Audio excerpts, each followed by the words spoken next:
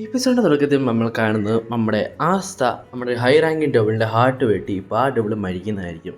ആ ഡബിൾ ആയിരിക്കും ഇതെങ്ങനെ സംഭവിച്ചു, ഇതൊരിക്കലും നടക്കാൻ പാടില്ലാത്തതായിരുന്നല്ലോ എന്ന്. അങ്ങനെ അപ്പോഴായിരിക്കും ആസ്തയുടെ ഉള്ളിലെ ഡീമണിനെ നമ്മുടെ ഹൈ റാങ്കിങ് ഡബിൾ കാണുന്നത്. ആസ്തയുടെ ഉള്ളിലെ ഡബിൾ പറയും, ഹായ് ചീഫ്. അതിന് നമ്മൾ ഈ ഡബിൾ ചോദിക്കും, നീ ഏതാടാ? അതിന് നമ്മുടെ ആസ്തയുള്ള ചീഫ് ഡബിൾ പറയും, അതിനിവിടെ പ്രശസ്തി ഉണ്ടോ? നീയല്ലേ ഇപ്പോൾ ഇവിടെ തോറ്റേ? അപ്പം നിന്നോട് എന്ത് പറയേണ്ട വല്ല ആവശ്യമുണ്ടോ? ഇത്ര ഹൈ റാങ്കിങ് ഡബിളാന്ന് പറഞ്ഞിട്ട് എന്താ കാര്യം? നീ എൻ്റെ പോലെയുള്ള ഒരു കൊച്ചു ലോ റാങ്കിങ് ഡബിളിൻ്റെ അടുത്ത് നീ തോറ്റില്ലേ? ഇപ്പം നീ മാഞ്ഞു പോന്നേ, അല്ല ഞാനല്ല ലൂസർ എന്ന് പറഞ്ഞിട്ട് അവനെ ആ വേൾഡിൽ നിന്ന് പറഞ്ഞേക്കും. അങ്ങനെ അതിനുശേഷം നമ്മളെ കാണാം, നമ്മൾ ആസ്തയും യൂണയും അവർ നല്ലവണ്ണം ക്ഷീണിച്ചിരിക്കുകയായിരിക്കും. കാരണം അവരവളുടെ ഫുൾ പവർ എടുത്താണ് ഫൈറ്റ് ചെയ്തത്. എന്നിട്ട് ഇത് കാണുന്ന എല്ലാവരും ഞെട്ടി നിൽക്കുകയും ചെയ്യും. ഫൈനലി ഈ ഒരു ഡബിൾ പോയല്ലോ. ഇതുകൊണ്ട് നമ്മുടെ നൂറയും പറയും, എനിക്കറിയാമായിരുന്നു ആസ്ത നിന്നെ കൊണ്ട് ചെയ്യാൻ പറ്റുമെന്ന് അങ്ങനെ പറയും. അങ്ങനെ അതിന് ശേഷം നമ്മളെ കാണിക്കുക ക്യാപ്റ്റൻ യാമി ഷോർലറ്റിനെ ആയിരിക്കും. ഷാർലറ്റ് പറയും, ഓ ആ ഡബിള് മരിച്ചാൻ തോന്നുന്നു, അതിൻ്റെ മാജിക്ക് പതിയെ പൊയ്ക്കൊണ്ടിരിക്കുകയാണല്ലോ എന്ന് പറയും. അതിന് നമ്മളെ യാമി പറയും, ഓ അതിൻ്റെ അർത്ഥം എനിക്ക് എന്നെ കൊല്ലാൻ പറ്റിയില്ലെന്നാ അല്ലേ? ആ കുഴപ്പമില്ല. പക്ഷേ അതിന് നമ്മളെ ക്യാപ്റ്റൻ ഷാർലറ്റ് പറയും, അത് ശരിയാ, പക്ഷേ നിൻ്റെ അടി വലിയൊരു എഫക്റ്റ് അത് ചെയ്തിട്ടുണ്ട്, അതെനിക്ക് ഉറപ്പാ. നീ ശരിക്കും അടിപൊളിയായ യാമി എന്ന് പറയും. അങ്ങനെ അതിന് ശേഷം നമ്മളെ കാണിക്കുന്ന പെട്രിക്കിനെ ആയിരിക്കും. പെട്രിക്ക് പറയും, ഈ ഡബിളിൻ്റെ മാജിക് ഇപ്പോഴും അണയിക്കൊണ്ടിരിക്കുക, നമ്മൾ പെട്ടെന്ന് ഇവിടെ രക്ഷപ്പെട്ടില്ലെങ്കിൽ ഈ ടൈം പാലസ് നമ്മൾ വല്ല ഇവിടെ കൊണ്ട് തന്നെ തീർന്നു പോകും എന്ന് പറയും. അങ്ങനെ അതിന് ശേഷം നമ്മുടെ യൂണ പറയും, അപ്പോൾ ബാക്കിയുള്ളവരല്ലേ എവിടാ? അങ്ങനെ നമ്മുടെ വിസാർഡ് കിങ് ഉണ്ടല്ലോ, വിസാർഡ് കിങ്ങും പതിയെ സ്റ്റാച്യൂയിലേക്ക് കൺവേർട്ട് ആകാൻ തുടങ്ങുമായിരിക്കും. വിസാർഡ് കിങ്ങിൻ്റെ മാജിക്കും തീർന്നു തുടങ്ങി. അങ്ങനെ അതിനുശേഷം നമ്മളെ കാണിക്കുന്നത് നമ്മുടെ ഫനയും പിന്നെ നോസലിൻ്റെയും നോയിൻ്റെയും ഒക്കെ ടീമായിരിക്കും. നമ്മുടെ ഫന പറയും, എനിക്ക് ലിച്ചിൻ്റെ ഹെൽപ്പോടെ ഇവിടുന്ന് രക്ഷപ്പെടാനുള്ള വഴി എനിക്ക് മനസ്സിലായി, നമുക്ക് ഏറ്റവും മുകളിലാണ് ചെല്ലണ്ടേ എന്ന് പറയും. അങ്ങനെ അതിന് ശേഷം നമ്മളെ കാണിക്കുന്നത് ക്യാപ്റ്റൻ യാമി ആയിരിക്കും. ക്യാപ്റ്റൻ യാമി പറയും, നമ്മൾ ഇവിടുന്ന് എത്ര പെട്ടെന്ന് ഇവിടുന്ന് ഇറങ്ങിയില്ലെങ്കിൽ നമ്മുടെ കാര്യം ഇവിടെ കൊണ്ട് തന്നെ തീരുമെന്ന് പറയും. അങ്ങനെ അതിന് ശേഷം നമ്മുടെ വിസാർഡ് കിങ് വിളിച്ചും അവരുടെ മാജിക്ക് തീർന്ന് അവർ പെട്ടെന്ന് താഴത്തേക്ക് വീണു പോകും. അങ്ങനെ ആ ഒരു സമയം കൊണ്ട് എല്ലാവരും കാരണം ബ്ലിച്ചും വീണല്ലോ, അപ്പോൾ നമ്മുടെ ഫാനയ്ക്കും ബാക്കിയുള്ള എൽഫിനും മുകളിലേക്ക് വരാനുള്ള വഴിയും നഷ്ടപ്പെട്ടു. അങ്ങനെ അവരുടെ കാര്യം ഏകദേശം തീരുന്നെന്ന് വിചാരിച്ചിരിക്കുമ്പോഴായിരിക്കും നമ്മുടെ വോൾട്ടസ് വരുന്നത്. വോൾട്ടസ് അവരുടെ ടെലിപ്പോർട്ടേഷൻ മാജിക് യൂസ് ചെയ്ത് എല്ലാവരെയും അവിടുന്ന് രക്ഷിക്കും. ആയിട്ട് പറയും, ഇത് ഞാൻ ചെയ്ത തെറ്റുകൾക്കുള്ള പ്രായശ്ചിത്വമാണെന്ന് വിചാരിച്ചാൽ മതി, അതിൻ്റെ ആദ്യത്തെ പടി മാത്രമാണിത്, ഇനി ഞാൻ ഇതിനു വേണ്ടിയുള്ള കുറേ ശിക്ഷകൾ അനുഭവിച്ച് ഞാൻ എന്നെ തന്നെ നന്നാക്കും എന്ന് പറയും. അതിന് അവൻ്റെ അപ്പുറത്ത് നിന്നാൻ പറയും, നോ, ഞാൻ ചെയ്ത ഒന്നും തെറ്റല്ല, അതുകൊണ്ട് ഞാനൊന്നും തിരുത്താനും പോകുന്നില്ല, ശിക്ഷ അനുഭവിക്കാനും പോകുന്നില്ല. ഞാൻ ചെയ്തത് ശരിയാണ്, ഇനി അതുകൊണ്ട് ചെയ്തതും ശരിയാണ്, ഇത് മുമ്പ് ചെയ്തത് ശരിയാണ്, അതുകൊണ്ട് ഞാൻ തെറ്റേ ചെയ്തിട്ടില്ല എന്ന് പറയും. അങ്ങനെ അതിന് ശേഷം നമ്മുടെ പെട്രിക്ക് പറയും, അവൻ ഇനി ഒരു കാര്യം കൂടി ചെയ്തു തീർക്കാനുണ്ടെന്ന്. അപ്പോഴായിരിക്കും നമ്മുടെ ക്യാപ്റ്റൻ യാമി അവൻ്റെ മാജിക് യൂസ് ചെയ്ത് നമ്മുടെ ഷോർലറ്റും പിന്നെ യാമി പിന്നെ പപ്പ ടീമിലെ എക്സ് ക്യാപ്റ്റനും പിന്നെ രായ്ച്ചിയും കൂടെ പുറത്തേക്ക് വരുന്നത്. എന്നിട്ട് നമ്മുടെ ക്യാപ്റ്റൻ ചോദിക്കും, ഈ രണ്ട് പൊട്ടന്മാരെന്താ ഇവിടെ ചെയ്യുന്നേ എന്ന് പറയും. അതിന് അവിടെ രായ്ച്ചു പറയും, ഞങ്ങൾക്ക് മാജിക്കൽ പവർ ഉള്ളതുകൊണ്ട് ഇവിടെ നിൽക്കാമെന്ന് പറയാം, ഒരു പവറില്ലാത്ത നീ ഇവിടെ എന്ത് ചെയ്യടാ എന്ന് ചോദിക്കും. അങ്ങനെ ഇവരെല്ലാം കണ്ട നമ്മുടെ വിസാർഡ് കിങ് ചോദിക്കും, ന്യൂറോ, ഇവരെ പോലുള്ള ആൾക്കാർ ഇവിടെ ഉള്ളതുകൊണ്ട് എനിക്ക് ഉറപ്പാണ് നമ്മുടെ ക്ലോർ കിങ്ഡം എന്നും എപ്പോഴും സേഫ് ആയിരിക്കും എന്ന് പറയും. അങ്ങനെ അതിന് ശേഷം നമ്മുടെ ആസ്ത പറയും, ദേ അതാ പുറത്തേക്ക് പോകാനുള്ള വാതിൽ, നമുക്കതുവഴി പോവാം എന്ന് പറഞ്ഞ് കാണിക്കും. അങ്ങനെ അതിന് ശേഷം നമ്മൾ കാണിക്കുന്നത് നമ്മുടെ യൂണോടെ ദേഹത്തേക്ക് നമ്മുടെ ചാമി കെട്ടിപ്പിടിച്ചിങ്ങനെ നിൽക്കുന്നതായിരിക്കും. എന്താ പറയാൻ, ഈ ഒരു കൊച്ചു ചാമയൊക്കെയായിരുന്നു ഒന്നുകൂടെ ഹോട്ട് മറ്റേ വലിയവൾ തന്നെയായിരുന്നു. നമ്മുടെ കൊച്ചു ചാമയൊക്കെ ഉണ്ട്. നമ്മുടെ ആസ്തയും ചോദിക്കും, ചാമി വീണ്ടും ഈ രൂപത്തിലേക്കായോ? കുറച്ചു മുമ്പേ നീ ഭയങ്കര നീളമുള്ളൂ വലിയൊരു ചാമിയായിരുന്നല്ലോ. ഓ, അവൾ എന്തൊക്കെ പറയാലും അവൾ അടിപൊളിയായിരുന്നു, അവളുടെ മാച്ചിങ് കിടുമായിരുന്നു, പിന്നെ നീ എങ്ങനെ ഇപ്പോൾ വീണ്ടും കൊച്ചതായി? ഇതാണ്ട് നമ്മുടെ ചാമയ്ക്ക് ഒന്നും ഓർമ്മയില്ലായിരിക്കും. ഇതാണ്ട് ബാക്കിയുള്ള എല്ലാവരും ഇവിടെ തന്നെ നോക്കി ഞെട്ടി നിൽക്കുമായിരിക്കും. അങ്ങനെ അതിന് ശേഷം നമ്മുടെ ജാക്കിനായിരിക്കും കാണിക്കുന്നത്. ജാക്കാണെങ്കിൽ ഇപ്പോഴും നമ്മുടെ ഫനയെ വെട്ടിമുറിക്കണമെന്ന് പറഞ്ഞാണ് നടക്കുന്നത്. ഓ, ഫനയുടെ വിഷമം ഫനയ്ക്കറിയാം, എത്ര ഭാരം അവൾക്ക് പിടിച്ച് നടക്കണ്ടേ. ഇത് പിടിച്ചോണ്ടാണോ എങ്ങനെ ഫൈറ്റ് ചെയ്തതാവോ? ഓ, ഹോ, എൻ്റെ അമ്മോ. അതിന് ശേഷം നമ്മുടെ ക്യാപ്റ്റൻ നോസൽ പറയും, ജാക്ക് അത് നമുക്ക് കുറച്ചായി കഴിഞ്ഞിട്ട് ചെയ്താൽ പോരെ?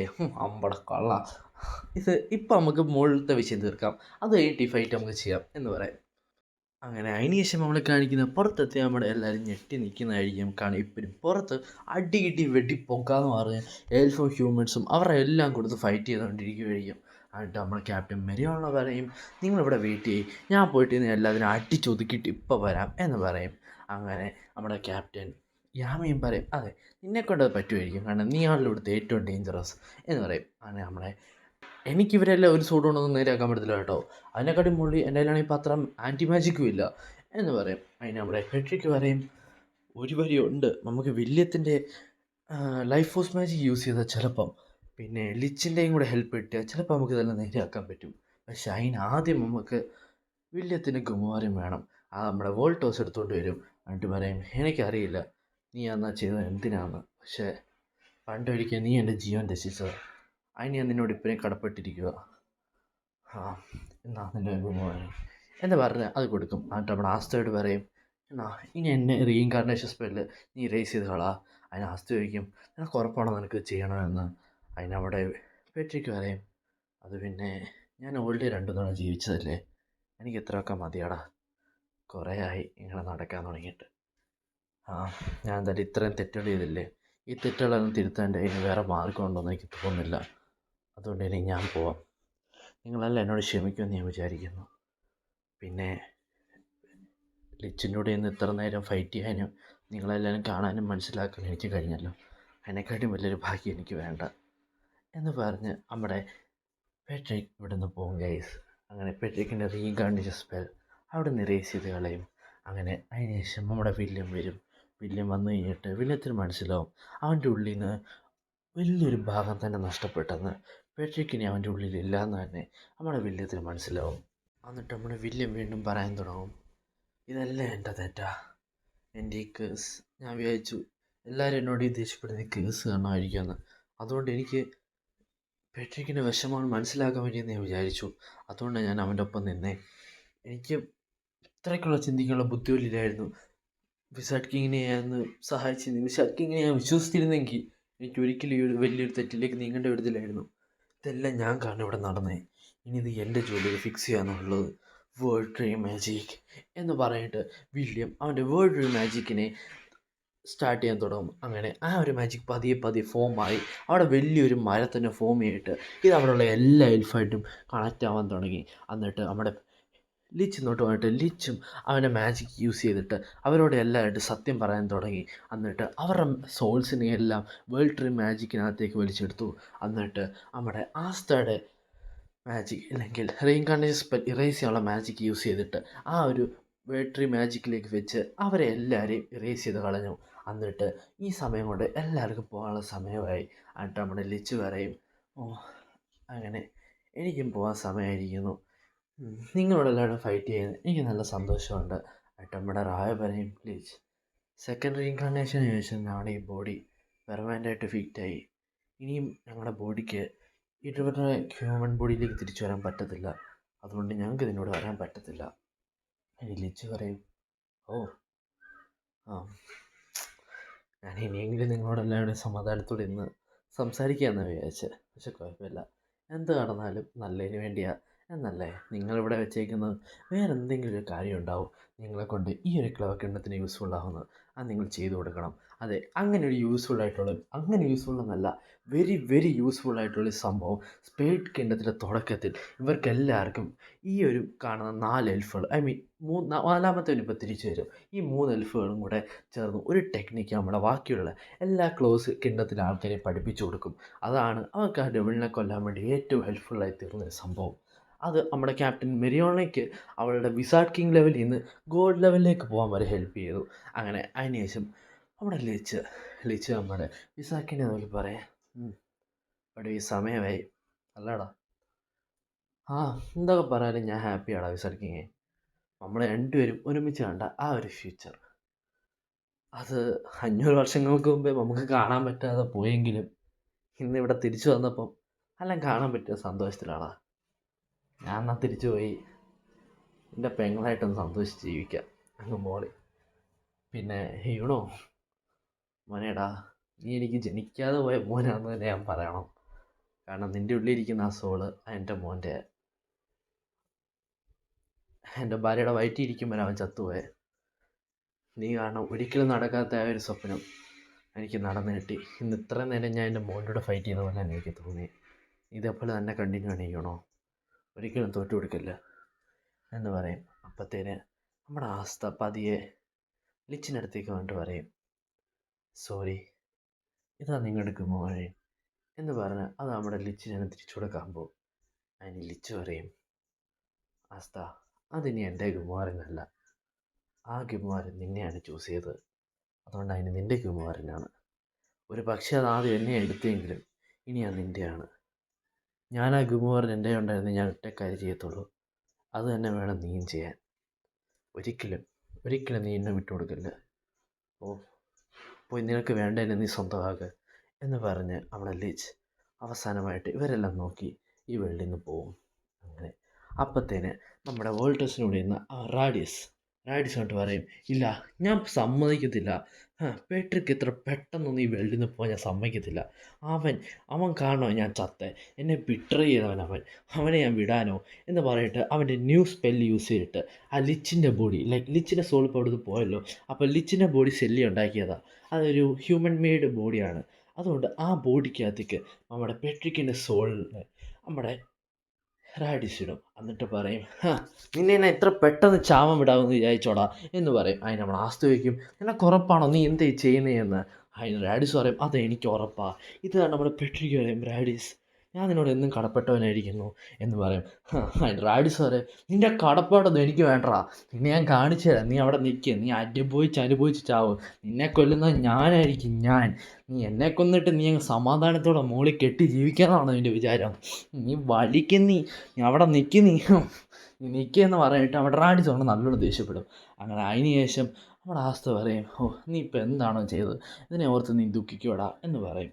അങ്ങനെ അതിന് ശേഷം നമ്മുടെ റാഡിസും വാൾട്ടേഴ്സും കൂടെ അവിടെ നിന്ന് മാഞ്ഞു പോകും. അങ്ങനെ ഇവിടെ ഇത്രയും വിഷയങ്ങൾ നടന്നുകൊണ്ടിരിക്കുമ്പം ഈ രണ്ട് ലവ് ബേഡ്സിൻ്റെ കാര്യം ഞാനങ്ങ് മറന്നുപോയി കേട്ടോ. അങ്ങനെ നമ്മുടെ ക്യാപ്റ്റൻ ഷൗലറ്റ് ഇല്ലെങ്കിൽ നമ്മുടെ റോസിന് പോകാനുള്ള സമയമായി. അങ്ങനെ റോസ് പറയും, എനിക്ക് എൻ്റെ അനിയനെ ഒന്ന് അവസാനമായിട്ട് കാണണമെന്നായിരുന്നു എൻ്റെ ആഗ്രഹം. പക്ഷേ ഇപ്പം അതിലൊരു വ്യത്യാസം ഉണ്ടായി, നിൻ്റെ കൂടെ എന്നേക്കുമായി നിൽക്കണമെന്നായിരുന്നു എൻ്റെ ഒരു ആഗ്രഹം. കുഴപ്പമില്ല, നിൻ്റെ ഒപ്പത്തിനൊപ്പം നിന്ന് എനിക്ക് ഫൈറ്റ് ചെയ്യാൻ പറ്റിയില്ലല്ലോ, നിൻ്റെ ഒപ്പത്തിനൊപ്പം എനിക്ക് നിൽക്കാൻ പറ്റിയല്ലോ, അതെനിക്ക് മതി. പിന്നെ ക്യാപ്റ്റൻ യാമയും പറയും, അതെ, എനിക്ക് നിന്നോട് ഫൈറ്റ് ചെയ്യാൻ കഴിഞ്ഞതിൽ വളരെ സന്തോഷമുണ്ട് റോസ് എന്ന് പറയും. അതിന് നമ്മുടെ ക്യാപ്റ്റൻ ഷൗള് ഇല്ലെങ്കിൽ റോസ് പറയും, എനിക്കറിയാം ഞാൻ കുറച്ച് വിയേർഡും പിന്നെ പെട്ടെന്ന് ദേഷ്യപ്പെടുകയും ചാടുകയൊക്കെ ചെയ്യുന്ന ഒരാളാണ്, പക്ഷേ നീ പറഞ്ഞ പോലെ ഈ ബോഡിക്കകത്തുള്ള ആ ആളുടെ അത്രയും ഒന്നും അല്ല ഞാൻ, അവനേക്കാളും ഇച്ചിരി കുറവാണ് എന്ന് പറയും. അതിന് നമ്മുടെ ക്യാപ്റ്റൻ യാമി പറയും, അതെ അതെ എന്ന് പറഞ്ഞ് നമ്മുടെ റോസും അവസാനമായിട്ട് നമ്മുടെ ക്യാപ്റ്റൻ യാമിയെ നോക്കിയിട്ട് ഒന്ന് പോകും. അതിന് ശേഷം നമ്മുടെ പെട്രിക്കിനെ നോക്കിയിട്ട് പറയും, അയ്യോടാ, നിനക്ക് ഈ തവണയും നമ്മുടെ ലിച്ചിനൂടെ ആഫ്റ്റർ ലൈഫിൽ പോകാൻ പറ്റിയില്ല അല്ലേ? ഇനിയും കുഴപ്പമില്ല, ഇനി ഈ ഐസ് എന്നാണ് തീരുന്നത്, അത് കഴിഞ്ഞിട്ട് പോകാം, എന്താ നമുക്ക് വല്ല തിരക്കുണ്ടോ എന്ന് പറയും. അതിന് നമ്മുടെ പെട്രിക്ക് എന്തോ പറയാൻ വേണ്ടി ഫ്രണ്ടിലേക്ക് വരുമ്പോഴത്തേന് പെട്രിക്ക് ഇങ്ങനെ വീഴാൻ പോകും. എന്നിട്ട് പെട്ടെന്ന് അവനെ പിടിച്ചുകൊണ്ട് നമ്മുടെ വില്യം പറയും, ഞാൻ ഒരിക്കലും പ്രതീക്ഷിച്ചില്ലടാ എനിക്ക് എൻ്റെ അനിയനെ നേരിട്ട് മുഖാമുഖത്തോടെ കാണാൻ പറ്റുമെന്ന്. അങ്ങനെ എനിക്ക് നിന്നോട് കുറേ കാര്യങ്ങൾ പറയാനുണ്ട്, പക്ഷേ അതിന് മുമ്പേ എനിക്കൊരാളോട് കാൽ കൈ വീണ് മാപ്പ് പറയണം. യാമി, എന്നെ വിസാർഡ് കിങ്ങിൻ്റെ അടുത്തേക്ക് കൊണ്ടുപോകാവോ? പക്ഷേ എനിക്ക് യാമി ഒന്നും മിണ്ടിയില്ല. അങ്ങനെ അതിന് ശേഷം നമ്മളെ കാണിക്കുന്നത് നമ്മുടെ ആസ്തയും പിന്നെ വിസാർഡ് കിങ്ങും പിന്നെ മൊമോസയൊക്കെ അവർ ഹീൽ ചെയ്യുന്നതായിരിക്കും.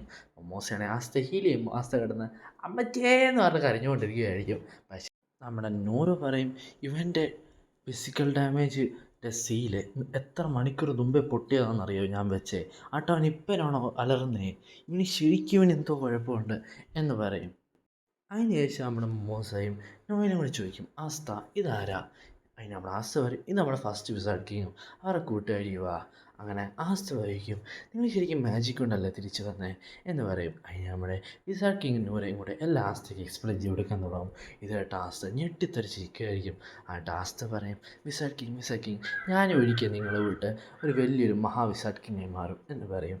അതിന് നമ്മുടെ വിസാർഡ് കിങ് പറയും, വിസാർഡ് കിങ് എന്ന് പറയുന്നത് എനിക്ക് വെറും ഒരു പേരാടാ, അല്ലാതെ അതിന് വലിയ അർത്ഥമൊന്നുമില്ലായിരുന്നു എനിക്ക്. പക്ഷേ നിന്നെയും യുവനെയും കണ്ടപ്പോഴേക്കും മനസ്സിലായ ഈ ഒരു വിസാർഡ് കിങ് എന്ന് പറയുന്നത് എത്ര വലിയൊരു കാര്യമാണ്. ഞാൻ ഇനി മുകളിൽ കാത്തിരിക്കാം, നിങ്ങൾ രണ്ടുപേരെ ആരാ വിസാർഡ് കിങ് ആവുന്നതെന്ന്. ഒരിക്കലും ഒരാൾ മറ്റൊരാൾക്ക് കൊണ്ട് വിട്ടുകൊടുക്കല്ല, രണ്ടുപേരും ഒപ്പത്തിനൊപ്പം നിന്ന് ഈ ഒരു ടൈറ്റിൽ കൈക്കലാക്കണം എന്ന് പറയും. അങ്ങനെ അതിനുശേഷം നമ്മുടെ നൂറ് നമ്മുടെ ആസിഡ് ചെള്ളക്കി പിടിച്ച് ഇങ്ങനെ വലിച്ചു പറയാൻ നിനക്ക് എങ്ങനെ ധൈര്യം തോന്നിയടാ നീ വിസാർഡ് കിങ് ലെവലാണെന്ന് പറയാൻ എന്ന് പറഞ്ഞിട്ട് അവനെ കൊത്തുന്നതിന് വരെ ഈ തണച്ചെള്ളക്കി പിടിച്ച് വലിക്കുകയായിരുന്നു. ഇതാണ്ട് നമ്മുടെ നൊതയിലാണെങ്കിൽ നല്ലവണ്ണം ജലസി ഫീൽ ചെയ്യുക. ഇവിടെ നിന്നെ എൻ്റെ ആസ്ഥാനം കൂടി കൈവെക്കുന്നതെന്ന് പറഞ്ഞിട്ട് അവൾ ആലോചിക്കുമായിരിക്കും.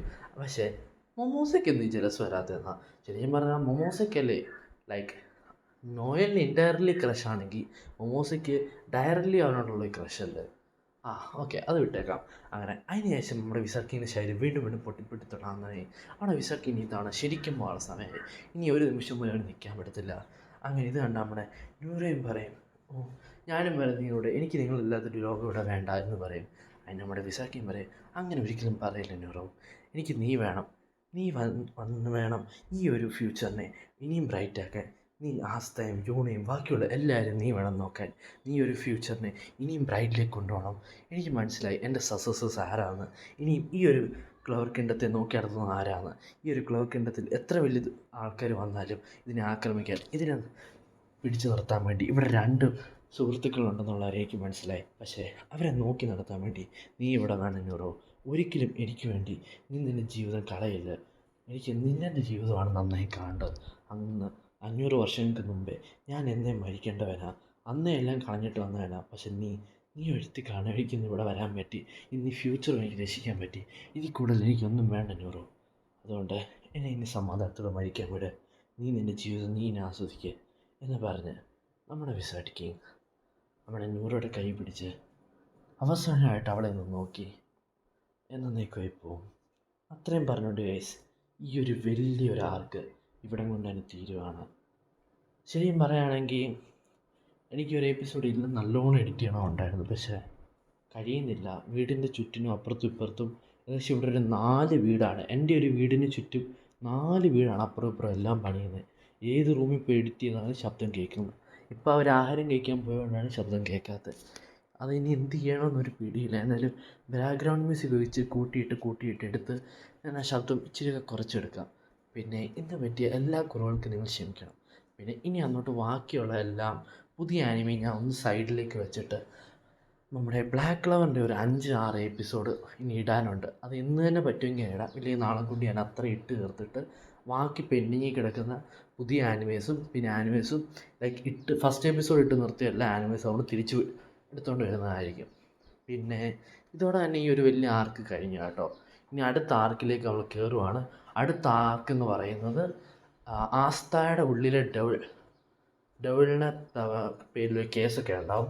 അങ്ങനെ അതിൻ്റെ പേര് നമ്മുടെ ബ്ലാക്ക് ക്ലോർ തന്നെ അന്വേഷിച്ചിറങ്ങും. അങ്ങനെ വേറൊരു ഡെവിളിൻ്റെ ആക്രമം ഇവിടെ ഹാർഡ് കിങ്ഡത്തിനകത്തുണ്ട്. അങ്ങനെ ഹാർഡ് കിങ്ഡത്തിൽ പോയി ഹാർഡ് കിങ്ഡത്തിലെ രാജകുമാരിയെ സഹായിക്കുന്നതാണ് അടുത്ത നമ്മുടെ ആർക്കെന്ന് പറയുന്നത്. ഈ ആർക്കിനകത്ത് ഇപ്പോൾ ഈ കണ്ട ആർക്കിനകത്ത് ഒരു ഹൈ റാങ്കിങ് ഡെവിളാണ് വന്നതെങ്കിൽ അടുത്തതിനകത്ത് വരാൻ പോകുന്നത് ഗോഡ് ലെവൽ റാങ്കിങ് ഉള്ള ഒരു ഡെവിളാണ്. ഇതിനകത്ത് ഫൈറ്റ് ചെയ്യാൻ പോകുന്നതിന് തന്നെ പ്രത്യേകം ആൾക്കാരെ തിരിക്കും. കാരണം അത്ര ഡേഞ്ചറസ് ആയിട്ടുള്ള ഒരു ഹോൾ കിണ്ടത്തെ ഒറ്റയടിക്ക് നശിപ്പിച്ച ഒരു ഡെവിളിൻ്റെ അടുത്താണ് നമ്മൾ ഇനി ഫൈറ്റ് ചെയ്യാൻ പോകുന്നത്. എപ്പോഴും ഫൈറ്റ് ചെയ്യണം എന്ന് പറഞ്ഞ് നമ്മുടെ ലെക്ക് ഈ ഒരു ഡെവിളിനെ കണ്ടപ്പോൾ തന്നെ ഫ്രോസൺ ആയിപ്പോയി ഗൈസ്. അപ്പോൾ ഗൈസ് അത്രയും പറഞ്ഞുകൊണ്ട് തന്നെ ഈ ഒരു എപ്പിസോഡ് ഇവിടെ കൊണ്ട് തന്നെ അവസാനിപ്പിക്കുന്നു. നിങ്ങൾക്ക് വീഡിയോ ഇഷ്ടപ്പെട്ടു കഴിഞ്ഞാൽ മറക്കാതെ ലൈക്ക് ചെയ്യുക, സബ് ചെയ്യുക, ഷെയർ ചെയ്യുക. ആൻഡ് മാക്സിമം കൂട്ടുകാർക്ക് പറഞ്ഞല്ലോ ഷെയർ കൊടുത്ത് 10K എന്ന് പറഞ്ഞ ആ ടൈറ്റിൽ എനിക്ക് റീച്ച് ചെയ്ത് പറ്റു ഗൈസ്. അപ്പം it's me your explainer signing out.